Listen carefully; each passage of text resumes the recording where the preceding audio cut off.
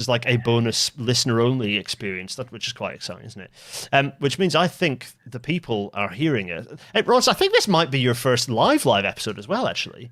I think fun. so, yeah. Yeah, you're in real time right now and can be interacted with. That's very exciting.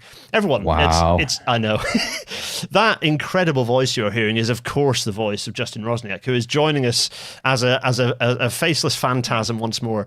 But you don't double the quality of voice means that you can skimp on the visual element. It's Rail Natter. Exactly. Yeah, exactly. It's Rail Natter, and we are here to talk. Well, it's an all news episode. We're covering all sorts of news. Well, almost all news. We've got lots of exciting news items that Roz and I are going to chew through for the next hour or so. But don't worry, there's pudding. We're bringing pudding with us because, oh boy, are we going to be talking about the Williamson loop thing, of which this picture, Roz, you better be excited about. Look at the state of this render. And oh, wow. Yeah. That's, it's...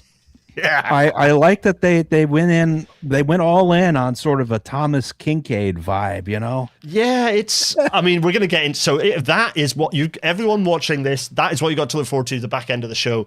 It's going to be beautiful, folks. It's so beautiful. So, right, anyway, as ever, a big thanks to the Patreon supporters. You are the ones that allow this show, Wonderful Rail Natter, and its associated content nonsense to happen, and allow me to now have a team who, soon to be expanded by another person, a team to make sure that the quality of this goes up. Yeah, I know, right? Production value. Who'd have thought it? Everyone, it is an absolute delight to say welcome to tonight's Rail Natter.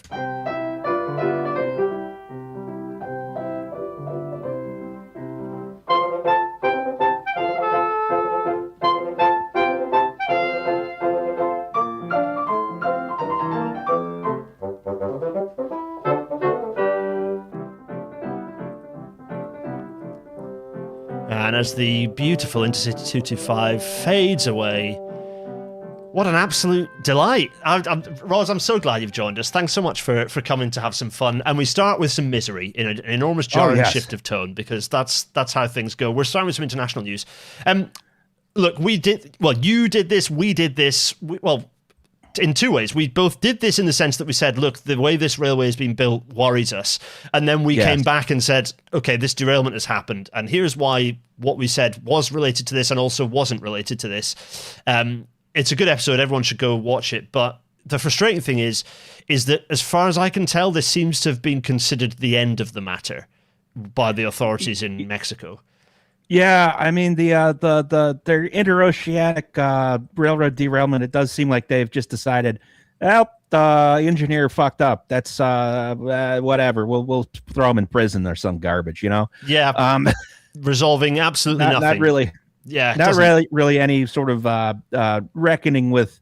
They built a brand new, 1890s railroad. Yeah. Exactly. Like the questions are, what are the costs associated with putting in preventative signaling and train control systems? Why was that decision not made?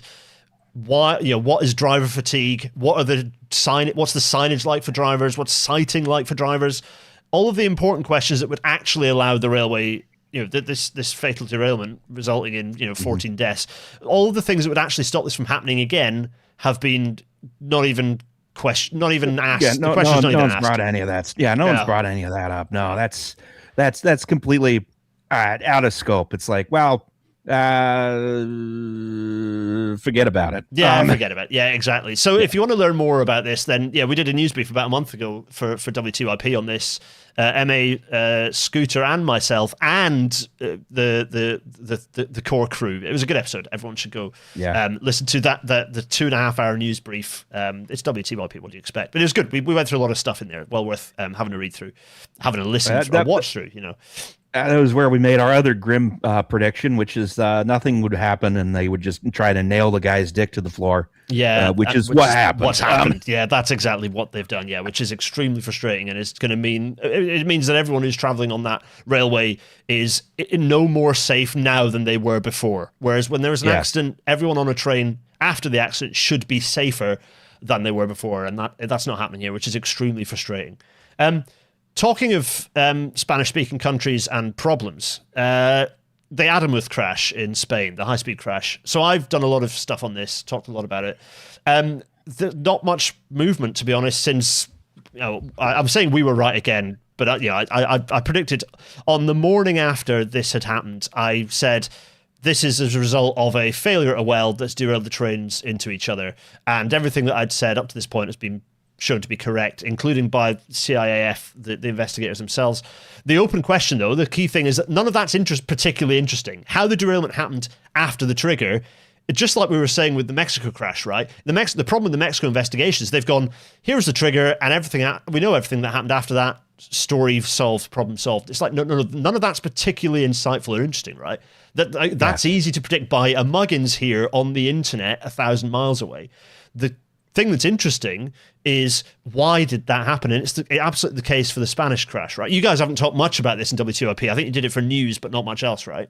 Yeah, we haven't talked much about this one. And to be honest, there's not it's the sort of thing where you might as well wait until further cover it in a later episode when proper details emerge, so we can talk about the why, because the why is the interesting question. One of the stories that has come out that's interesting, though, is the fact that there are 30 train inspection drivers. ADIF is like Network Rail, or it's the infrastructure manager in Spain. 30 of train inspectors who've been getting paid without working for more than 2 years, saying 7 months at home and 2,500 on the payroll. Now they're just sitting around doing nothing in a room from 8 to 4. Essentially, these guys are the people who've been hired to inspect the railway, including ultrasonic inspection, and the story here is that they weren't doing that. Whether this is a direct relationship to the crash itself is TBC, hopefully by the investigation, but this is worrying, I would say. Well, I will say, no show, no work job. That's a good gig if you can get it. That is true. Yeah, Lordy, absolutely the case. But we know what happened here. We know that there was a failure at a weld. The failure, the nature of the failure is such that it likely failed. It's a propagating crack. It could be an inclusion in the weld in the heat affected area there. Again, the metallurgy of that, not hugely important. The fact that it was not picked up by inspectors, or if it was picked up by inspectors, that it was not communicated adequately to maintainers, or if it was communicated adequately to maintainers, that maintainers didn't have a chance to do anything about it. Those are the questions that are interesting and should be getting, I hope, are getting answered.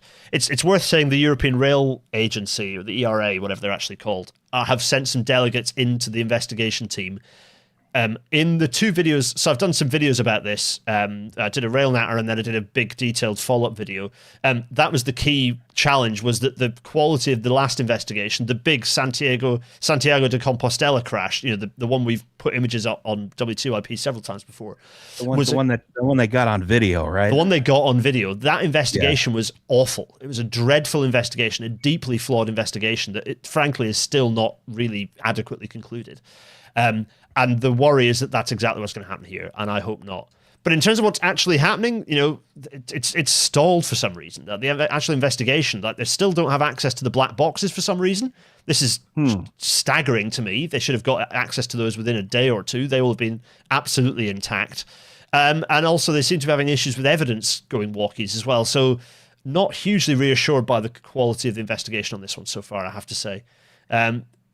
Anyone joining this who hasn't seen the stuff that I've done on this, I covered this in detail for a rail natter with the practice cast lads, and then again in even more detail in a kind of a second follow-up video, which you can go and watch if you've come to this and are not familiar with what happened. But we cover all that in detail there.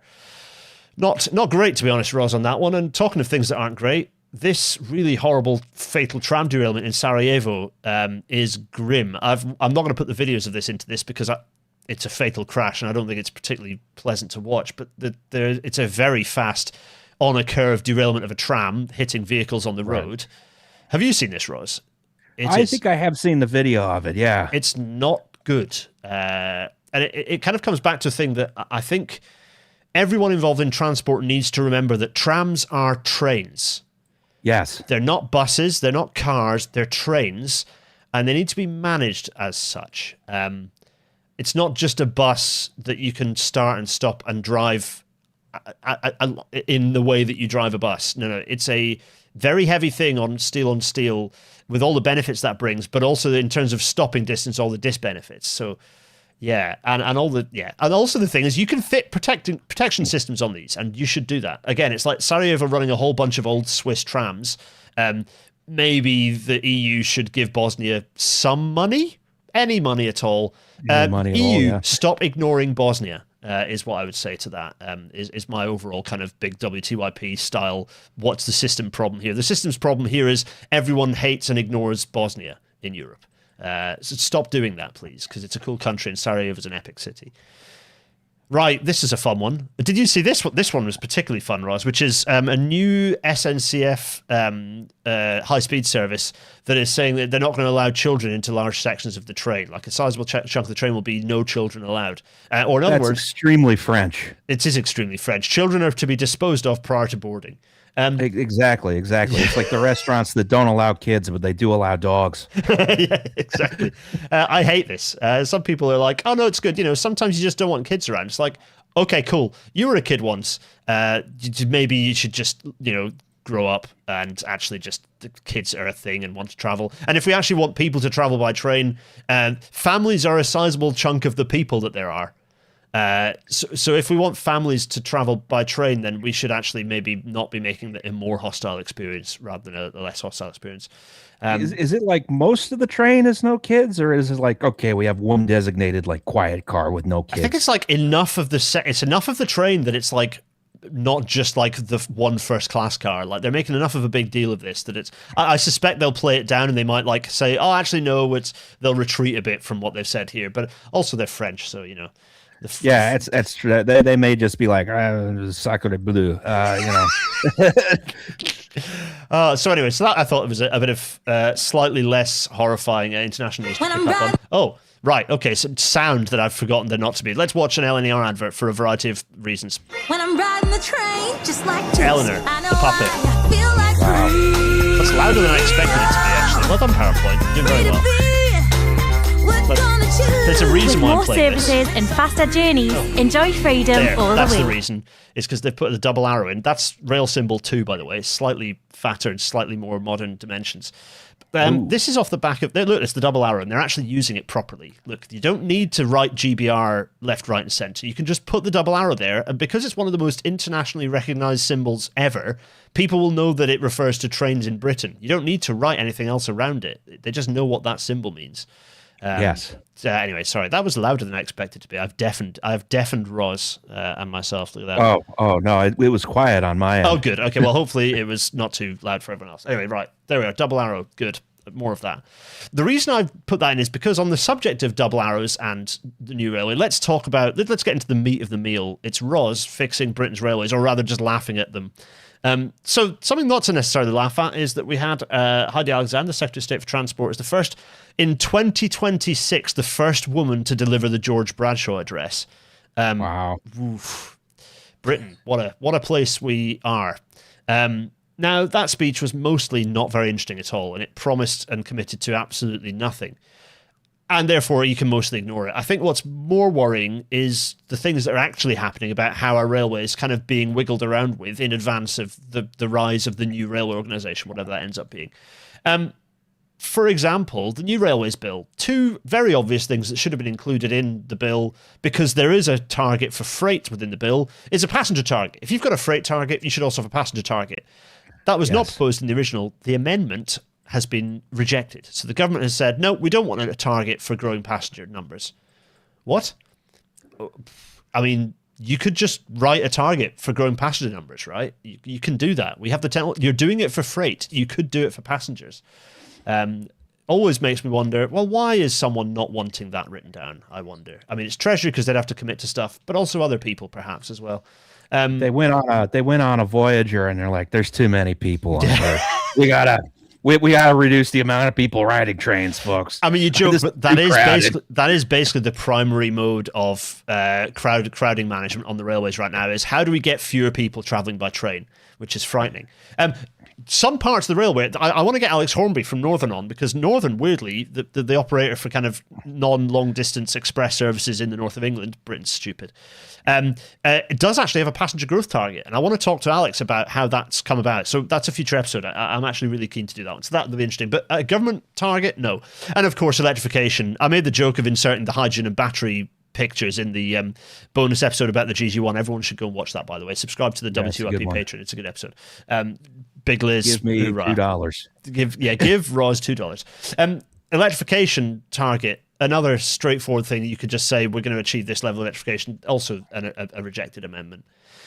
What's interesting is the government, having cancelled electrification that it had committed to 2 years ago, has now meant that they're going, well, it's fine because you can swap electrification with battery trains, except that East Midlands Railway have gone, no, we don't want to do that. We're just going to get more diesel trains. We're going to have more diesel units instead. So it turns out you do actually need electrification.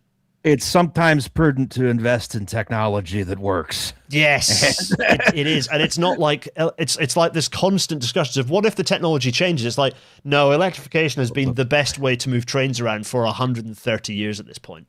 Like, what if the technology changes? Well, it hasn't. Yeah, it hasn't. And it's extremely unlikely to, because as long as we've had commercial electricity, that's been the best way to power trains. And while we still have trains and commercial electricity, it will still be the best way to power trains. Oh boy. Right, okay.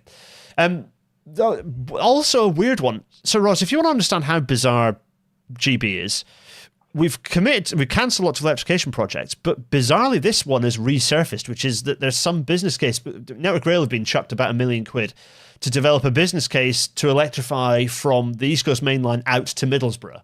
Kind of, it's not a full main line, like it's kind of like regional services run up there, but it would absolutely benefit from being electrified. You know, it's certainly a line that runs enough service to be electrified, like instantly obvious electrification. Again, it's like, well, why are we doing a business case? But anyway, but like, it's weird that this seems to be this backdoor that we're procuring some electrification business case. I don't understand. But what's frightening is that this is going to be basically like the only electrification project if this ends up going ahead, which is really depressing. Good Lord. It is kind of weird that you need a business case for something that should be, self-evidently obvious. Yeah, exactly. Look, the way you do electrification, everyone watching, is you say, right, you pick a number, let's call it £1 billion. You say, we're going to spend £1 billion a year on electrification. And it doesn't matter, and it's on you, rail industry, to do as much electrification as you can for that money, but we're willing to spend £1 billion on electrification. And that's what government should be doing. Just saying, here's the annual number, it'll increase by inflation a year. It's in your interest, railway industry, to be doing as many single track kilometres as possible for that number. But that's what it should be. It should not be business case project by project basis, because that's how you do not make it cost efficient. It's quite something. Roz, we've talked about this before, but like the GB Railway is like one of the most intensively operated railway, even on rural lines. It's extremely intensively operated, right? We run a lot of trains. Every single line is basically requires conventional electrification. Like, it's not like half the railway, like the 86% of unelectrified railway in GB is instantly should be conventional electrified. There's no like umming and ahhing about it. The remaining 15% are like, well, at some point wires are probably the right thing to do. But 86% of our unelectrified railway, including the one in this picture, need wires. I could kill again. Right. Heritage Railways too. Let's do some Heritage Railway electrification. Hell yes. Right. So a couple of weeks ago, was it last week or the week before, we had an episode about industry structure, right? About the structure of the GB rail industry, and it was the industry is baffling. One of the bits of the industry that is going to be even more baffling when the new structure of the industry comes out, the GBR, is the regulator, the railway regulator. A regulator that basically its only role was to kind of manage private operations and the relationship between them. You could argue it has some role in sort of managing passenger, central passenger services versus freight, or perhaps central passenger services versus devolved passenger services and open access. But like, those could just be incorporated into the organization. Like, you don't need a separate regulator for that. It's kind of like smoke and mirrors, because ultimately the ORR is an entirely captured regulator anyway. It does what government says it wants to. Classic example being, there was this really weird episode, Roz, where they like said, no, Avanti West Coast, you aren't going to be allowed to run this morning empty coaching stock service that happens to be run as a 7 a.m. Manchester to London service for various reasons. Yeah. And then the rail minister just intervened and said, no, yeah, you will. And the ORR said, oh, okay.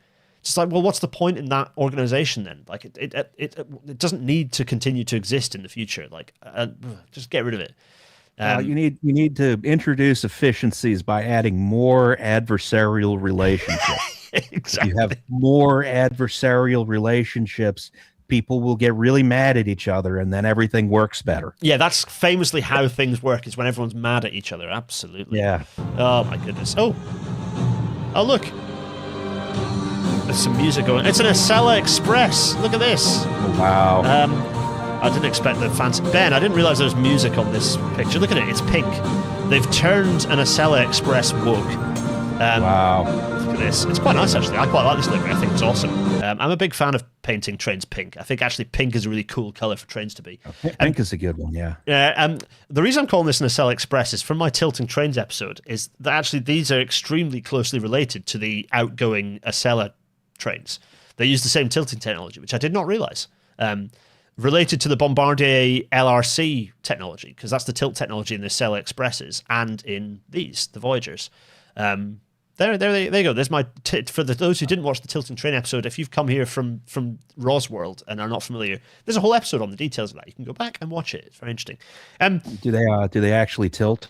They do, yeah. Apart from most of them, which have had the tilting mechanism locked off. Okay, so they are like the Acela in correct. that sense. Yes, they don't really tilt. No, they don't. In the vast majority of them, if not, someone in my ear shouting, no, all of them have been like, have had their tilt actually locked off, which is quite funny.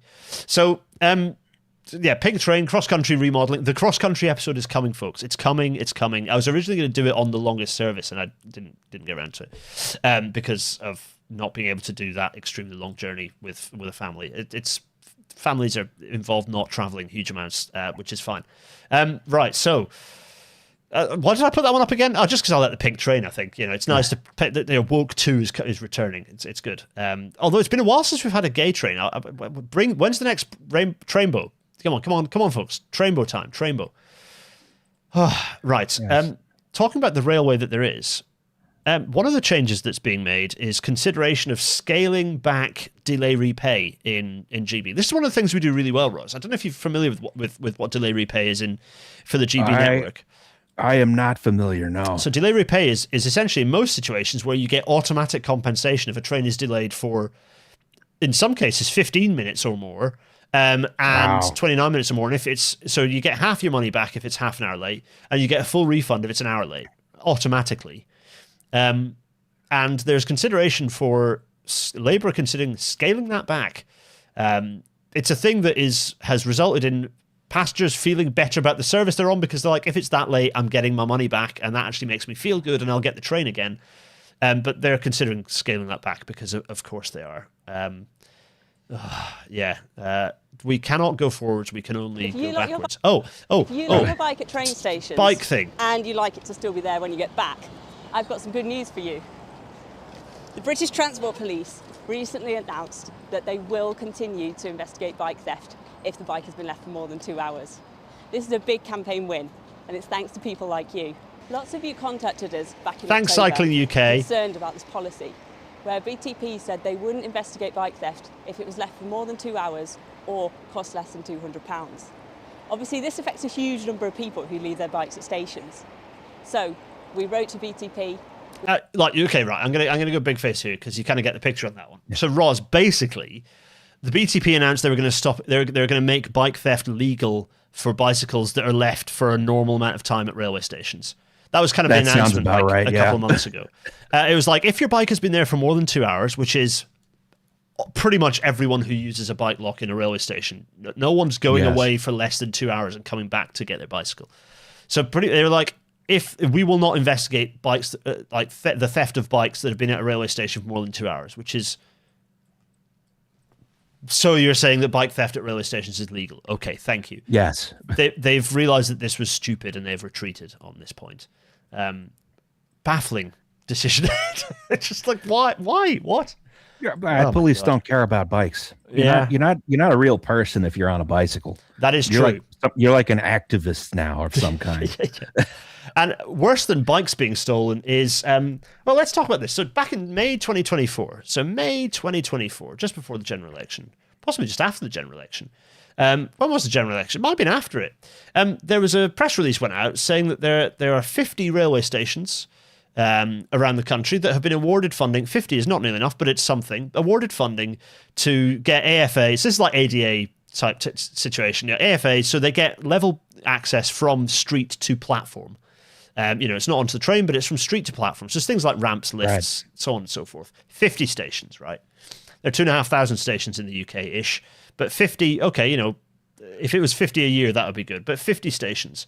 Jump forwards by less than 2 years, and only 19 of those have been scrapped off the list. So it's now reduced to 30 stations that are being done. So that is quite interesting. I would say not great. I would say that's indicative of the kind of railway that we are building at the moment. There he is, my old mate, Lord Hendy. Don't laugh, Roz. So this is a quote that I wanted to read verbatim. In May 2024, the previous government announced feasibility work on 50 stations without indicating how the delivery of such schemes would be funded. Well, the government would fund it. That's how that works. It's a capital investment, therefore it doesn't fucking matter. It's funded because the government decides it's funding it. Anyway, raising significant stakeholder expectations. This government is committed to a rigorous approach and only making commitments we believe are affordable and would represent value for money to passengers and taxpayers. As such, ministers have... I need to write on this guy's face. Wait a minute. Where's my John Maddening? As such, ministers have carefully considered the findings of the initial feasibility work and have decided we are going to not progress 19 out of the 50. Okay. There are some things I want to say about this, but those are for the bonus episode, everyone. So we'll save those for the bonus. Subscribe patreon.com/GarethDennis. When Metro went in and did high-level platforms on the whole Metro electric system to make them more accessible and also faster boarding and so on and so forth, they just went to Home Depot and built a deck on a lot of stations. This doesn't have to be so expensive. So this thing, even if it is like this, for a lot of cases, this is fitting lifts. This is fitting 2 lift shafts and a bridge into a station environment that's quite restricted. These are complex projects. The way you make them less complex, or at least you make them more efficient, is by it not being a time-limited series of projects, but by saying, we have 2,500 stations to do, and we will do all of them, and we will do them as quickly as possible. Here is the team, and here is their annual funding. It comes back to my point that almost nothing, if not absolutely nothing on the railway, should be delivered as a project. Everything should be, here is a linear, long thing that we're going to do, and we'll continue doing until it's done. Keep those contractors mobilized. Just keep everyone keep the client team running. Keep everyone doing the same thing, and they will get better and better and cheaper and cheaper and quicker at doing it. And that includes putting lifts up and building ramps, which is fiddly, sticky work. And the way you make it cheaper and more effective is by doing lots of it. Oh my goodness. Yes. Right. Oh yeah, sorry. The point being, it pays for itself, you idiots. This work, making railways more accessible, just instantly pays for itself because more passengers use the railway. It is as simple as that. At this Times, with a really interesting Royal National Institute for the Blind survey pointing out that fewer than half of passengers who responded to their survey were having their needs reliably met, and they were being met by the assistance that they'd requested. So less than half of passengers who have booked assistance are getting the assistance at the station that they've asked for. This is appalling. 4 out of 5 passengers are worried about the gap between the train and the platform. Do level boarding, do level boarding, do level boarding. It's a really nice survey, actually. It's a really nice bit of work. Pick up the RNIB survey. The railway industry people watching this, pick up that survey, have a look through. Right. It's really important that people read, that we in the industry read this and go, oh yeah, that's really hard. That's, in fact, makes the whole system unusable. Right, maybe I'll rethink my priors on that one. I've always been confused about why level boarding is so difficult in the UK. I mean, here in the United States, there's 3 platform heights, and we're pretty good at keeping to those 3 heights. It's not hard. This is the thing. What's nice, we did quite a few episodes ago, 5 or 6 or 7. I pointed out that in a way, Roz, we've won this battle because level boarding is now an accepted thing that is all trains now being picked up are being spec'd with level boarding. It's kind of difficult for them to wriggle out of it because one provider, we'll get to them later, Stadler did it, showed that it could be done, and embarrassed all the other manufacturers in having to include it in their offering now. So that's flipped the equation. So now what we're left with is unfortunately, huge numbers of trains that were procured in the last 5-10 years as part of a massive peak in delivery that don't have low floors and do level boarding that are now going to be in service for 20 to 30 to 40 years. Oh, God. So that's locked in, if you like. But at least we're in a situation where new trains are not going to have high floors or shouldn't have high floors. These trains, for example, Stadler's, beautiful. In this case, they're kind of city sort of suburban service. These are class 555s. These are the ones in the Tyne-and-Wear Metro, and they're gorgeous. They're great. They're derivatives of the 777s that are running in Merseyrail. These are low floored. They provide level boarding. It's not a perfect interface, don't get me wrong, but they have a gap filler, and it means that for most people, let's put it this way, there's a much larger number of people who now can use this system independently without need to book assistance who couldn't before, and it's great. And it's been delivered by a really dedicated, really effective team, both in Nexus, so the kind of the devolved passenger transport executive, as it was, and the kind of across the rail industry, kind of making sure these trains get delivered and enter into service. These things are never smooth. There've been a few hiccups, but pretty good reliability of the entry into service on these trains. So really great work to the team introducing those. It's possible. We're doing it. Progress, it exists. We can do these things. Oh, my goodness. Right, okay. Talking of restrictions, one of the things we do is restrict disabled access to the railways, to buses, in fact. So bus passes, disabled bus passes being time restricted so that people can't travel at certain times of day. Manchester, under Andy Burnham, has lifted this, which is good. I'm glad this has been lifted. Andy Burnham, who's that guy? So they've lifted this. So this really nice. So pre 9:30 a.m. travel now lifted. Old and disabled passengers can now do that travelling themselves for using their bus passes where previously they couldn't. Again, devolved things. Good things can be done, which is nice. This Burnham guy, though, by the way, it's Wednesday and tomorrow is Thursday. Tomorrow is a by-election. What's quite funny is that about a month ago, Andy Burnham threw his hat into the ring. I don't know the extent to which you've been following this, like, British politics nonsense, Roz. It's kind of funny in a variety of ways. I've been, vaguely aware of what's... everything I know I hear from Trash Future Podcast. Yeah, exactly. Yeah, so you're pretty much in the loop. Exactly. So here we have... So Andy Burnham threw his hat into the ring. I'm going to run for MP, basically so that he could get his foot in the door and then defeat Starmer and become Prime Minister, right? That's why he was doing it.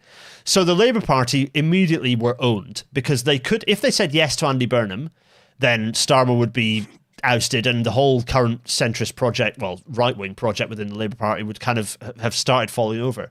But by them saying no to Andy Burnham and saying they're going to put their own stooge in, they instantly have, I would hope, lost this election.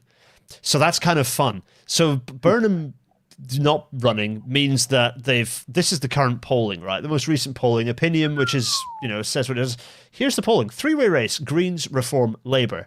And in terms of the likely vote, I don't exactly know what the statistical split is between these two, but basically Greens are in the front. And so if you vote Labour, you're splitting the vote, so don't do that. Vote Green. It's tomorrow, folks. Yeah. This is tomorrow.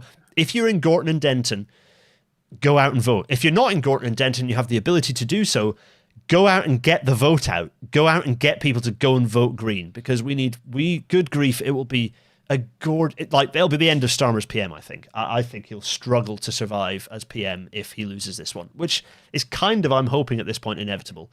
And it'll just be a really important precedent setting for the rest of UK politics between now and the next general election, because it shows that the Greens are a serious political kind of electoral force rather than a kind of a niche interest at this point.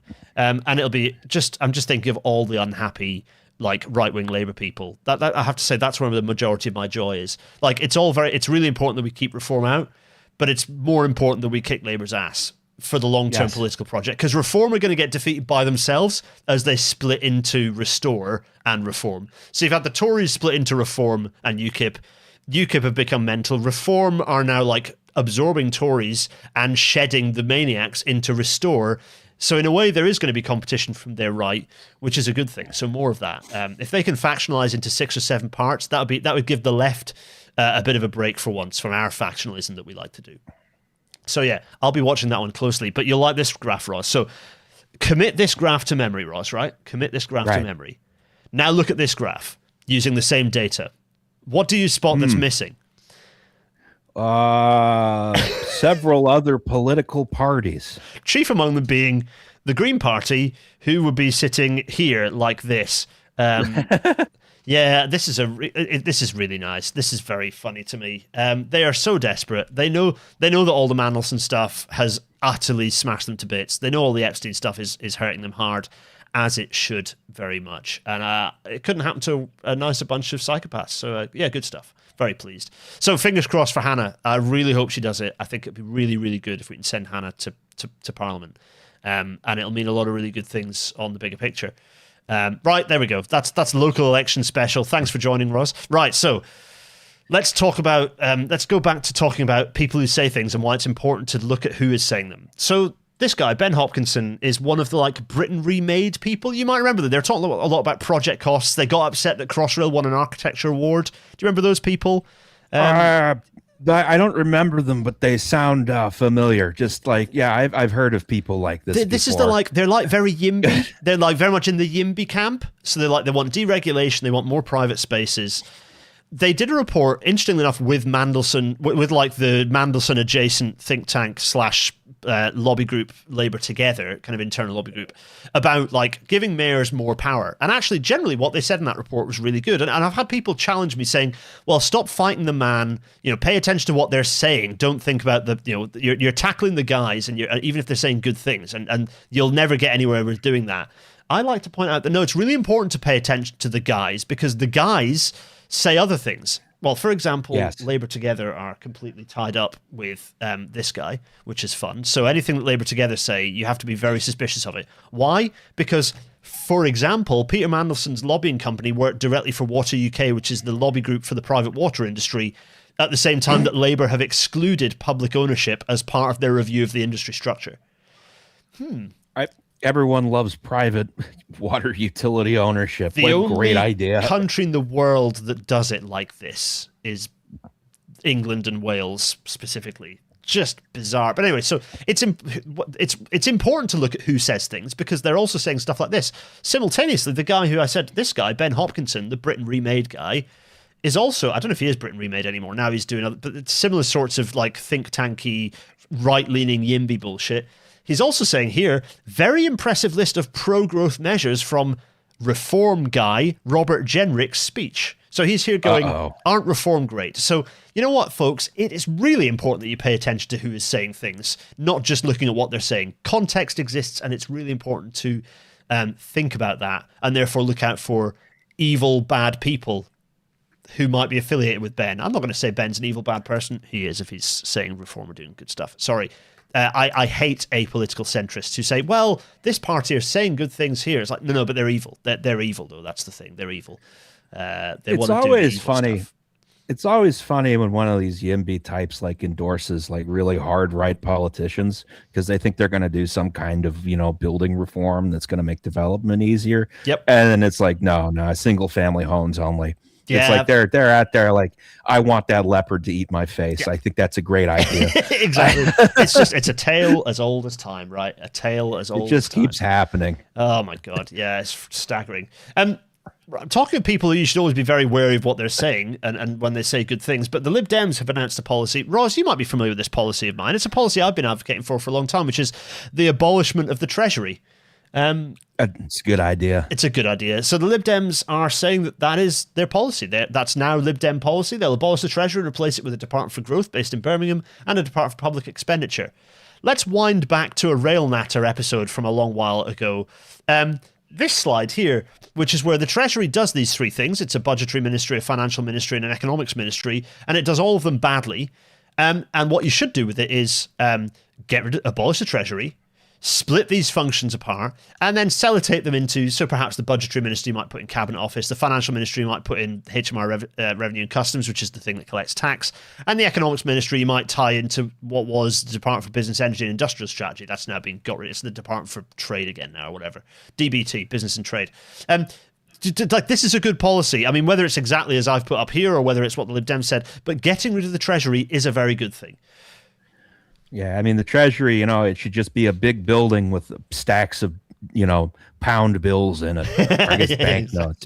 That should be it. It doesn't need to do anything else. And you can throw the worst spads that are called things like Ryan. You can throw them into that pile of money so that they get that libidinal "I'm a money guy" satisfaction, and they can sit in there like a soft play. You can padlock the door, to swim around in it. Yeah, they can do that, and the rest of us can actually build a functioning country. Talking about building a functional country, the Department for Science, Innovation and Technology fairly recently introduced this.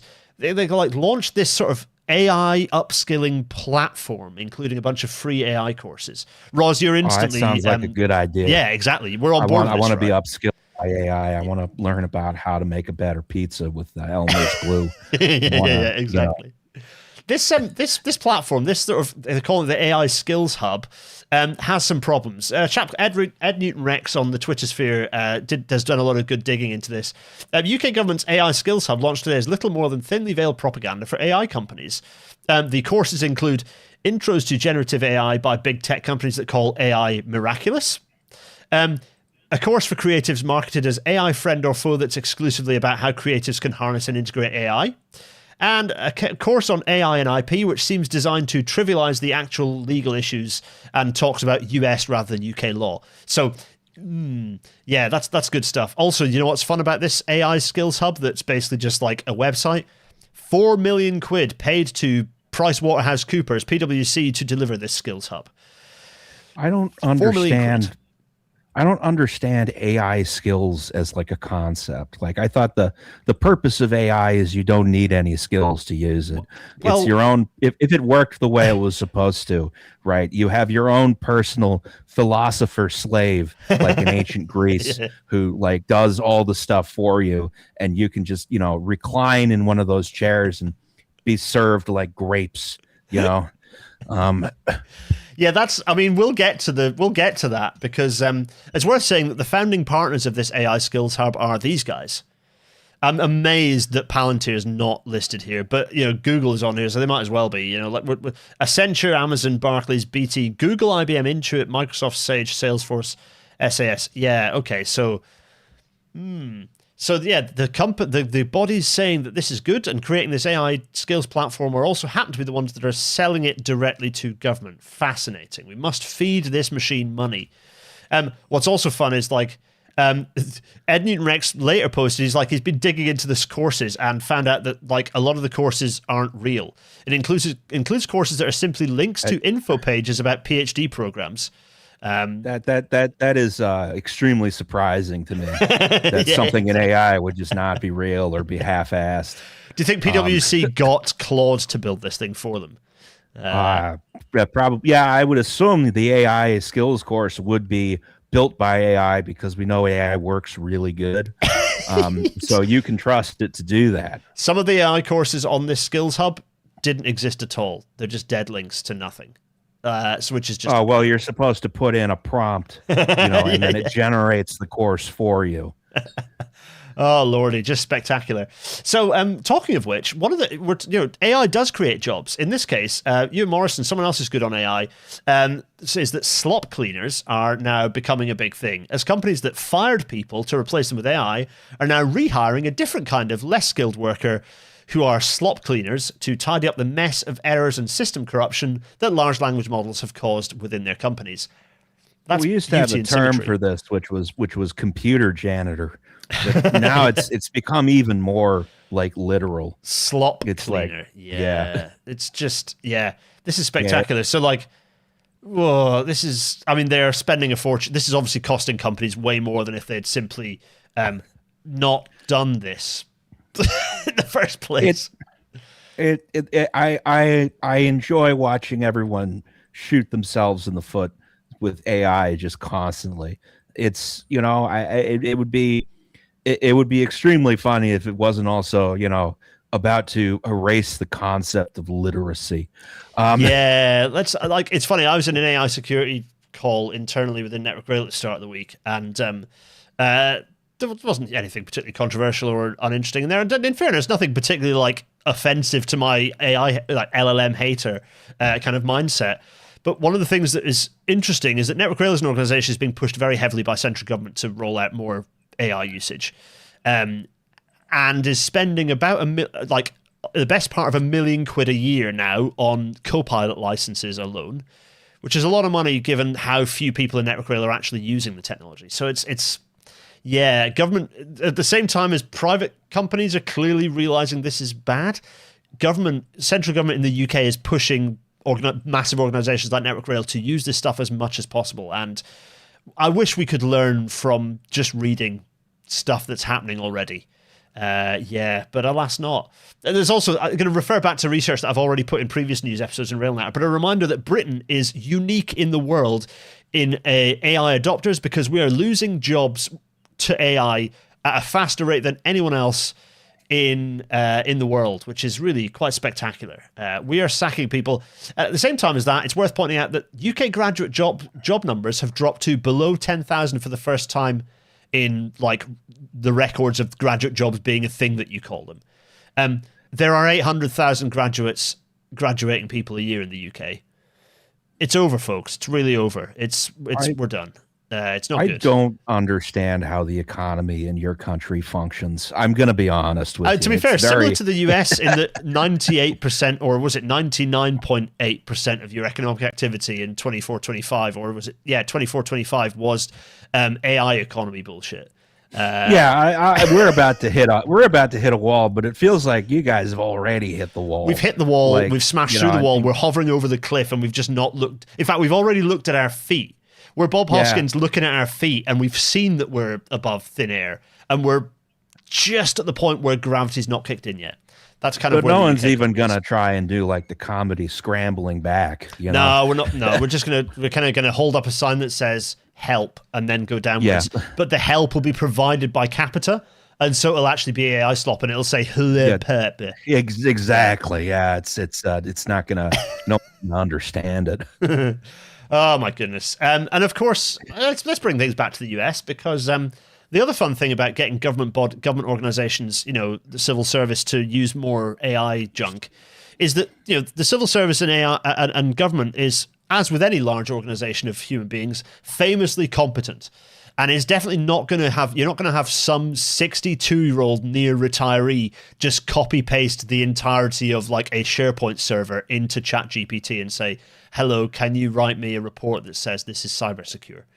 That's definitely not going to happen. Kind of in the same way that this is exactly what's happened with the Trump's acting cyber chief, who dropped a whole bunch of sensitive files straight into public ChatGPT.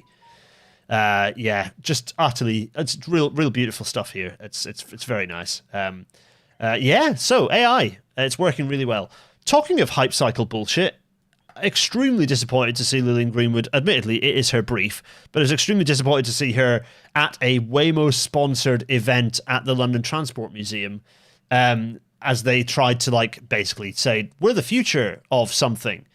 It's like, we have taxis. This is bullshit. See previous Rail Natter on why driverless cars will never exist, and this whole segment is about this. But this is particularly depressing.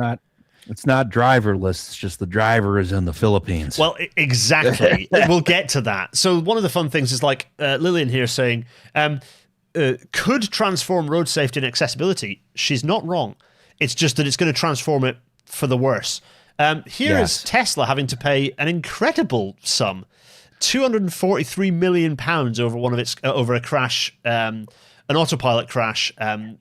Just really quite spectacular. I'm going to read this quote. There's a quote here that I think is really important, which is, this is one case and it's opening the floodgates to autopilot getting hammered. Autopilot being Tesla, Musk and Tesla's system, right? Their self-driving system.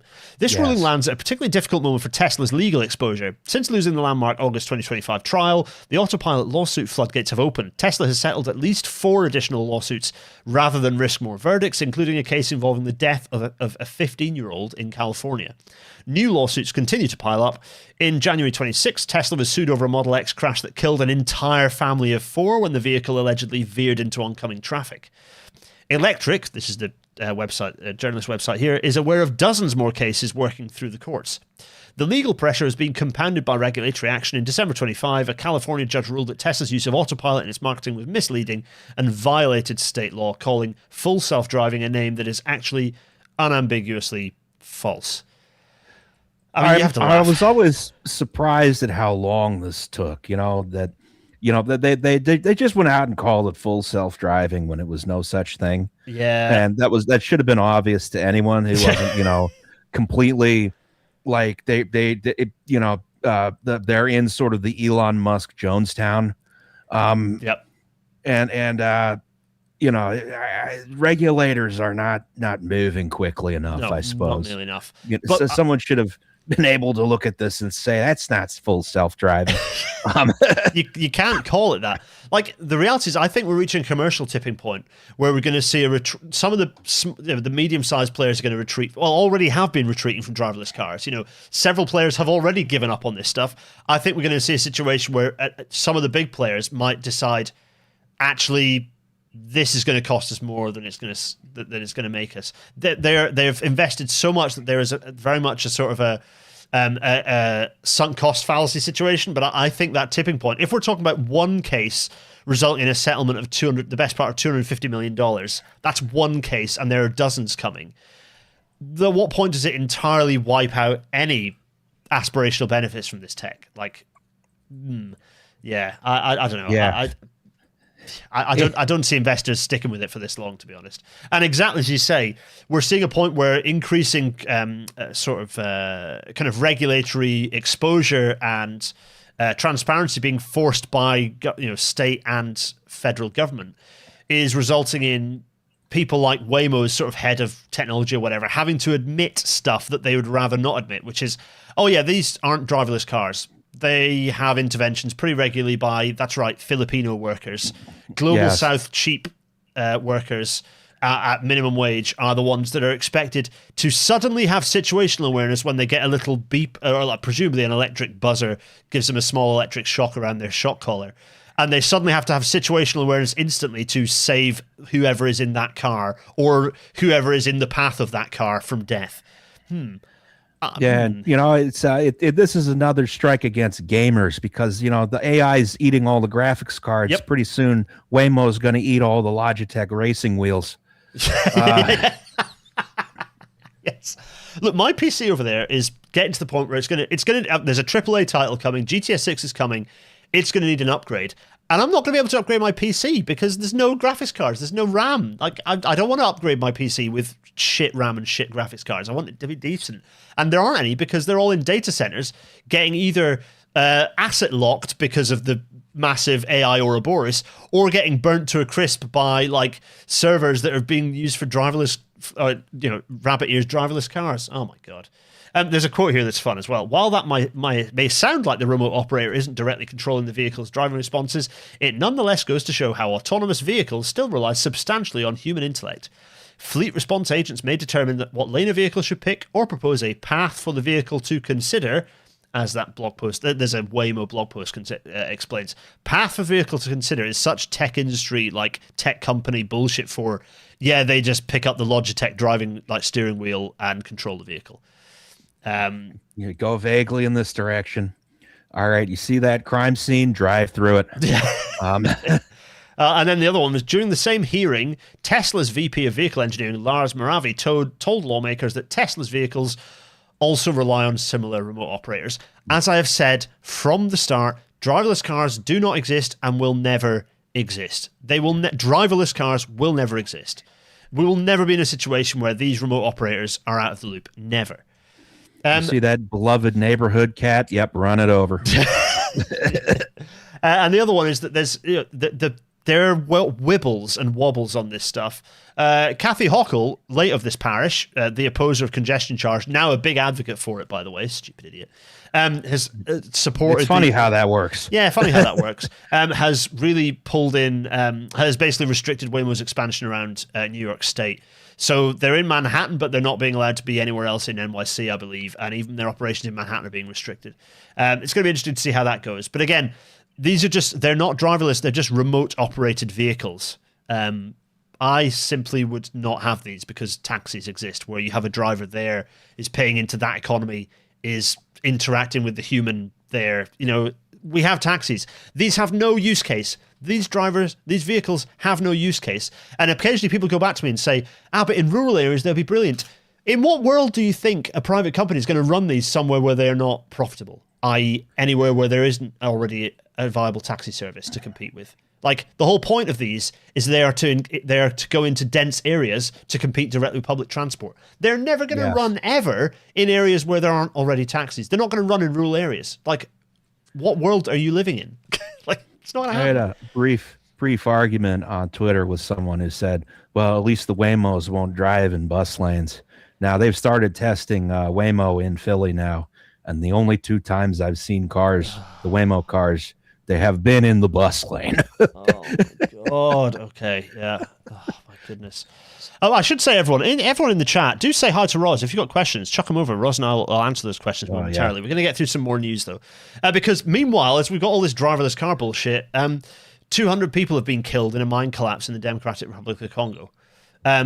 Jesus Christ. What was that mine mining for, I wonder? By the way, those 200 people, sizable numbers of those were artisanal contractors, i.e. child workers and others who are undocumented. And the 200 estimate is like that number has been going up. I was Googling this again. It's funny how quiet it's gone about what the numbers are. But the 200 is potentially a lower end estimate now. This is horrific. And we're intending to expand this sort of thing. Like, more of this is going to happen. If you want all your cars to be EVs, like for like, and if all this bullshit about driverless cars, more of this is going to happen. Like, more strip mining of parts of our planet's surface at a time when we should have worked out that it's bad to do this. Stop is it. Is this a cobalt mine? Is this a lithium mine? I believe it was a cobalt mine, yeah. DR-Com is generally cobalt, yeah. One of the things that gets me about all these various minerals you need for batteries is you could mine this anywhere. You could do it safely and in the first world if you wanted to. You just have to pay a little bit more. These deposits are not unique, but you could even do like something that's very modern and highly mechanized. Like, you don't have to mine using child labor. We just choose to.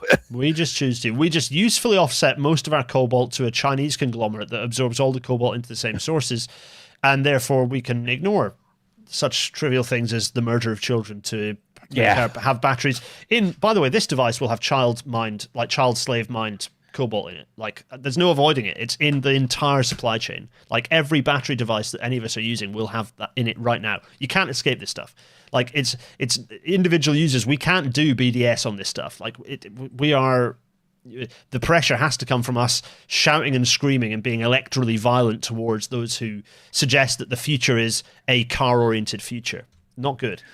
Or get a rotary phone from 1910. With the earpiece. Yeah, with the earpiece, that'd be pretty good. So a quietly published document quite recently from the UK government related to this, because it's not just that we're murdering children to get cobalt, we're also just completely destroying the planet. And indeed, in a way that is directly exposing, in our case, the UK, right? So this is kind of global biodiversity. This is kind of a security assessment about the impacts of global biodiversity loss, ecosystem collapse on national security in the UK. Makes for interesting reading. So Ross, I thought it'd be interesting. Just go through a couple of these, I think. First one, global ecosystem degradation and collapse threatens UK national security and prosperity. Likelihood of that is high. Yes. Cascading risks of ecosystem degradation likely to include geopolitical instability, economic insecurity, conflict, migration, increased interstate competition for resources. Well, optimistically they said moderate confidence that that's going to happen. Critical ecosystems that support major global food production areas and impact global climate, water and weather cycles are the most important for UK national security. High. What that means is we stop getting the food we need to live. Ecosystem degradation. Every critical ecosystem is on a pathway to collapse. High analytical confidence of that one. That's always a fun one, isn't it? Every critical ecosystem is on a pathway to collapse. We did this in the way for the farming episode, didn't we? The bonus farming episode. You have to go back to relying on Britain's number one domestically produced foodstuff, eels. Oh lordy, and it goes on like this. But this is not good, folks. So if anyone thinks that this is just like some other part of the world's problem, you need to do some better reading. But no, it's fine. It's fine because we can faff around with this bollocks. Airport to examine electric sky taxi potential. No, there's no potential. I'll save you the job. I can write you an A4 sheet of paper that says, "Don't waste your time on this. Shut up and forget about it." Not good to put more helicopters in the air. Yeah, I'm worried with the small amount we already got. And you're like, no, we're going to give everyone a helicopter. We're going to attach so many rotor blades to this vehicle. Like, you cannot believe how many rotor blades, how many independently spinning in various directions rotor blades are going to be sending themselves off this vehicle as the carbon fiber splinters and going in all directions at extremely high rates of RPM. You better. Admittedly, there's a bit of redundancy there, so I'm like less worried than if it was a single rotor, aircraft. But also, I'm more worried about the fact when this thing invariably disassembles itself in midair. I'm more worried about how many items of high energy spinning debris are flung into the crowds. The fun one about this is related. This is UK government policy, because we've decided to prop up all of our stupid regional airports, of which Doncaster Airport is absolutely one. And this story is just basically a load of, it's classic gadget ban bullshit, press release fodder of, well, this might be useful sometime. And so we're looking at it. Look at our airport that's not got any passenger flights yet still. You know what they're going to do with this is they're going to try and Waymo-ize it too, right? And then as well as the racing wheels, the flight simulator controls are going to be completely out of reach. It's God, yeah. Everyone in the chat, I know chat is broken, and I don't know why chat is broken. I'm not getting any refreshes, and I don't fully understand why. But do send your chats anyway, and hopefully they'll come through. It's a YouTube problem. If someone in the chat says something again. Katie Fenn, thanks for giving a chat is broken via the medium of sending me money via YouTube. That was very kind of you. I don't know why chat is broken. That's extremely frustrating. We'll apologies for that. We'll get Roz on again. And I'll corner Ross and we'll do it. Oh, there we are. It's working again. I refreshed twice and hopefully it's working again. Right. Anyway, so also Richard Wellings, so a certain action is still prescribed, right, for no good reason. And yet the Institute of Economic Affairs is not prescribed. Prescribe that, because Richard Wellings is still able to churn out stuff that the 15-minute city is some sort of mass surveillance panopticon. Like, Richard, you're right to be worried about mass surveillance, but you're worried about mass surveillance about 30 years ago. And it's not because we're going to have cities where you can walk to the shop and the GP. You silly man. Oh, dear. Also, this is a relevant one for you, Roz, because Bent Fleevbjerg is a guy who gets quoted a lot by urbanists. Stop doing that, everyone. Because he is... turns out, not a good person. It's not just that he's melted his brain on Hyperloop, as he has for the last few years, but he is also fundamentally not a good person. So he's the Oxford academic said to have raped a colleague. Good Law Project have decided to publicize that because of the rate of rape conviction being so low and consequences being essentially zero for men who do this stuff. Right. So, Bent's cancelled. Screw that guy. Forget him. Get rid of that guy. Don't like him.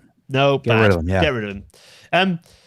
Amtrak to be liberalised. So we're going to talk more about this in the bonus. In fact, Roz and I have already talked about this in the bonus. I'm conscious of your time, Roz, so I'm going to hammer through this. But this is happening. Keep an eye on it. It looks weird, but they don't know what they're doing. We therefore can't really comment on it.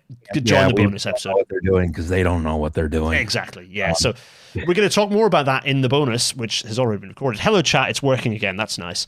We're going to talk more about that reorg a bit, but there's nothing to really talk about because it's a very unfleshed out plan.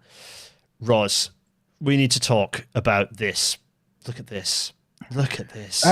That's a lot of, bespoke thin shell concrete. It is. I guess not thin shell. That'd probably be post tension. It's also possibly 200 to 400% more concrete than would be required for this structure.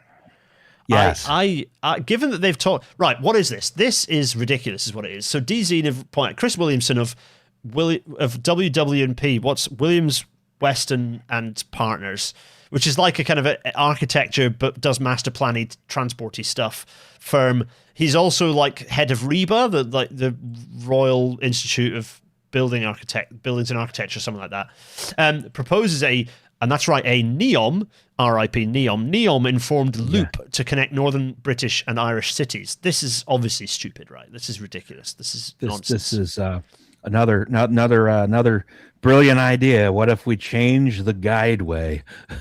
It's oh my god! Change the. Well, what's funny is they seem to be showing a railway, not a Hyperloop thing. Oh, so they're just calling it loop, but with regular train, which is in a way even funnier because it's like, why would you do? But this is. So let's have a look. So here's a fun picture. This is Leeds Bradford Airport, one of the stupidest airports in Britain, with a bunch of stupid poddy things, of course, because always got to have poddy nonsense, with a high-speed rail line coming through. Now, okay, cool. I'm up for high-speed rail lines, and this is the first and last picture of a high-speed train in this suite of slides. Spoiler, I'm going to put these pictures up because they're fun and ridiculous.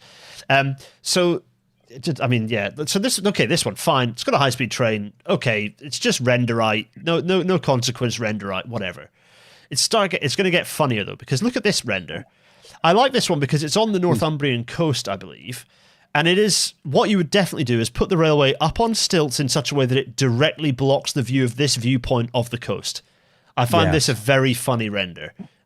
These concrete supports seem to be changing shape as well. Yeah, I know. What are they? Not a particularly efficient design. No, it's not. I mean, also structurally, this doesn't work. That's too shallow a construction depth. That's a very shallow girder. Yeah. No, it's not. And that's not. There's also. I mean, I guess you're mounting the deck on some kind of, to mount it to the supports. It's some kind of like horrible shear connection there. I don't like that. That doesn't sound good for concrete. Yeah, there's a lot of not good things. I mean, obviously, we shouldn't get too bogged down in the engineering. Roz and I might briefly because it's stupid. But this is right. I want you to. There's a thing that these pictures are all. I've done them in a specific order that we'll get to in a minute because it's very funny. But here's another picture. I think the same rendered sort of item as the previous one, with this like hill walker guy here. He's having a great time. Is like, oh, well, I thought that was the way back home, but apparently, Anyway, so this is nice. Okay. It's renderite, fine. This is the line that I wanted to read. Maybe I have been too influenced by the scale, the vision, and the ambition of Neom the Line in Saudi Arabia, having worked on the high-speed stations running alongside the 170-kilometre-long city for the last few years, Williamson said. Herein is the answer. WWMP have just been sacked off that because everyone's been sacked off it because MBS has gone, I can't afford this anymore. Or rather, sorry, everyone's having to now tell MBS, presumably some of them being bonesawed, that the line is no longer a thing. Because obviously it's not. They've cancelled it off. Yeah, very impressive reflecting pool. It's an enormous reflecting pool and some of the most substantial piling work in human history that has been completed, now utterly uselessly.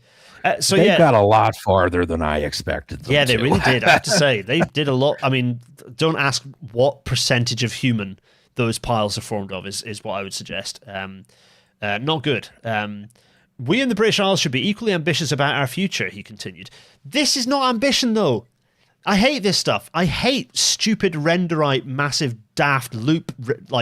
It's not ambition. What this is saying is, be happy about what you've got because the real anything that's actually ambitious must be sci-fi bollocks that government will never buy into, rather than say an actually viable high-speed rail network. So let's keep looking at these pictures. Here's a swamp.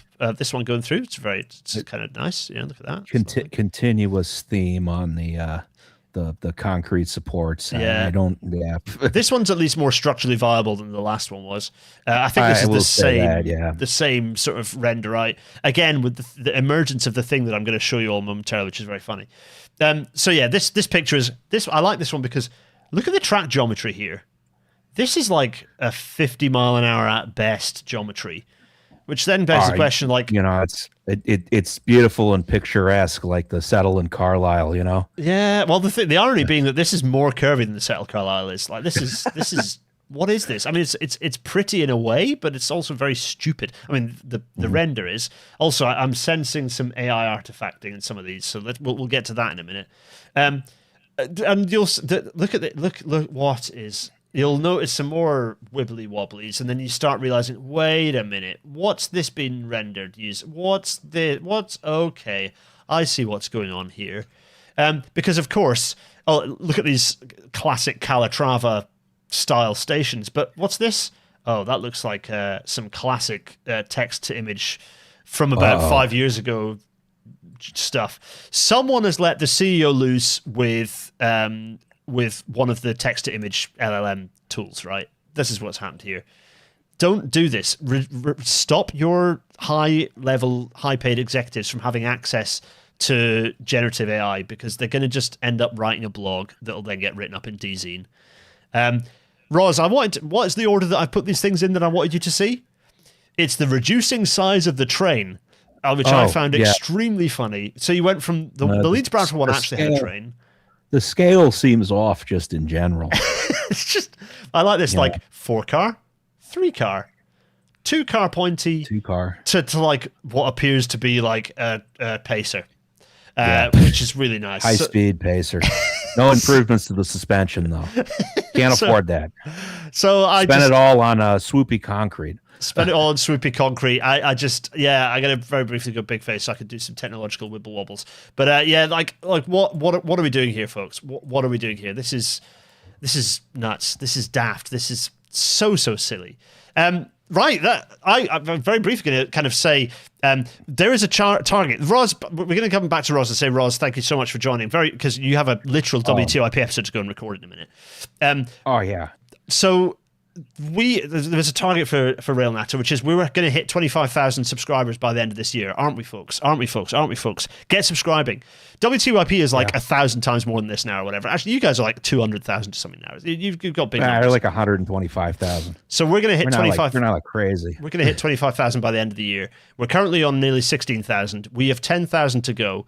This requires, I think, an average of 30 subscribers a day, which is achievable. We can do this, and we're going to do it, folks, aren't we? I'll be checking in on this, not every episode, but every now and then. Let's make this happen. Let's get my face up, which is to say, Roz, next time we'll get the webcam working.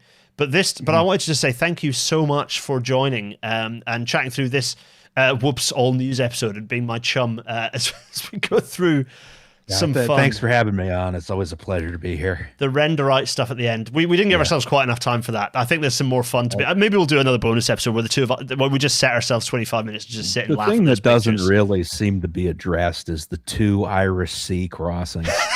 Don't worry about those. That seems like a large engineering feature in my mind that maybe you should explain how that's supposed to work. I don't know. Maybe they're going to use the boring company tunneling bullshit. Yeah, that'll be how they do it. Of course. That's going to make that a trivial problem. Yeah, exactly. I'm sure an AI will figure it out.